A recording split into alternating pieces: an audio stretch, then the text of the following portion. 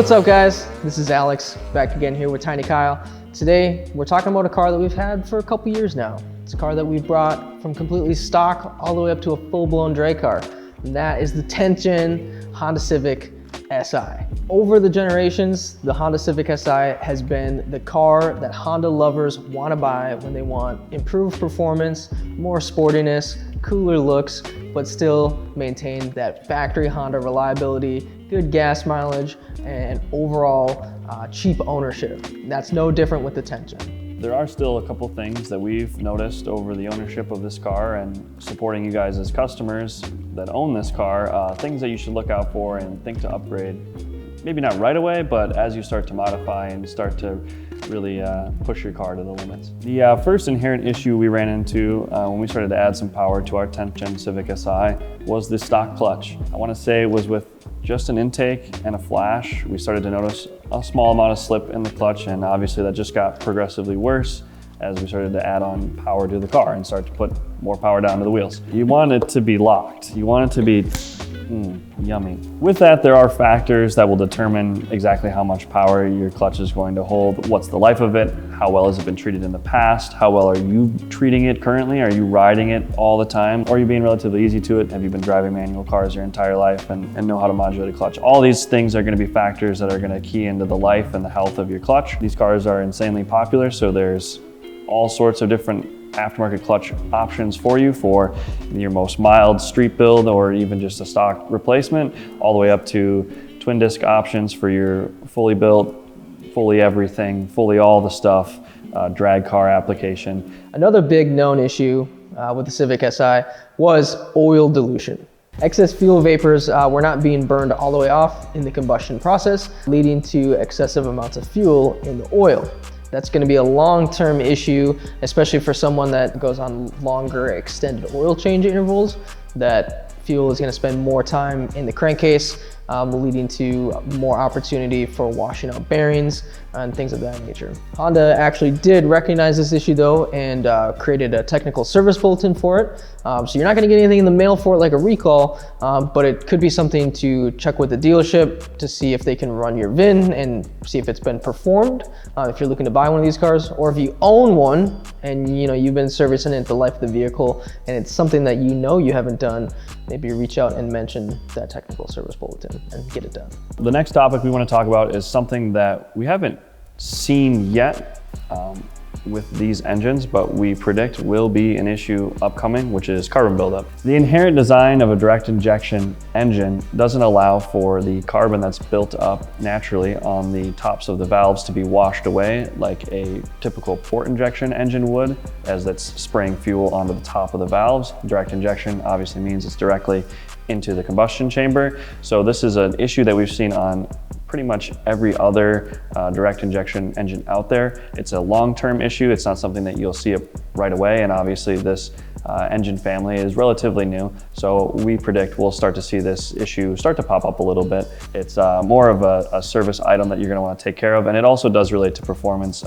If you don't take care of this and then there is an excess amount of carbon buildup on the valves, you'll have rough idle, poor performance in the performance areas, in the wide open throttles, zones, stuff like that. You'll feel a performance lull, if you could say. It's gonna feel more like a Civic EX. Yeah, you're gonna have your EXL. You'll have your mom's car will be beating you in her EXL, and then you're gonna be lagging behind because you're packed up full of carbon, just plugged up. This is a relatively easy fix. There's tons of solutions out there between walnut blasting, also some additives that you can run through the intake periodically to help break up that carbon naturally and allow it to fall off and be burned up. Us German car owners know a thing or two about that. So don't be too worried about this. It's just something to look out for and something to be aware of, as most Honda owners have been not susceptible to this issue until now. Now, this next topic is gonna seem kind of like a no-brainer, like a normal maintenance item, but it's a little bit unique to the L15.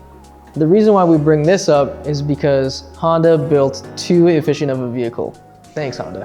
Basically what that means is it takes a long time for the engine to warm up and get to operating temperature, which is kind of a main reason why the oil dilution with fuel was such an issue too as well. Because when the engine is cold, obviously you're dumping extra fuel in there. But this also allows extra carbon to be built up on the spark plugs. So they have a shorter maintenance interval due to that excess buildup, because when you have buildup on spark plugs, you're gonna run into poor idle quality, maybe even misfires if it gets really bad. Similar symptoms actually to that carbon buildup on the intake valves. So the last thing that we wanna go over is a couple of things that we've noticed when you start to turn the power up on these cars and start to really test the limits. One of these that we've noticed is the factory turbocharger. As you start to increase the boost pressure, you also increase the speed in which it spins, and once these turbochargers are overspun, they have a tendency to fall apart.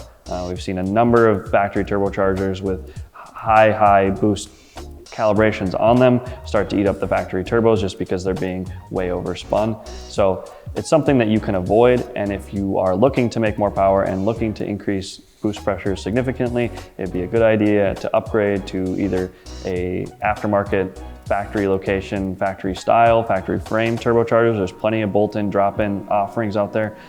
Or you can look into doing your own custom turbo kit. One last thing to note that we ourselves had an experience with when we really cranked up the power in these cars was the factory oil pump. We actually did a sort of collab with Boundary oil pump gears.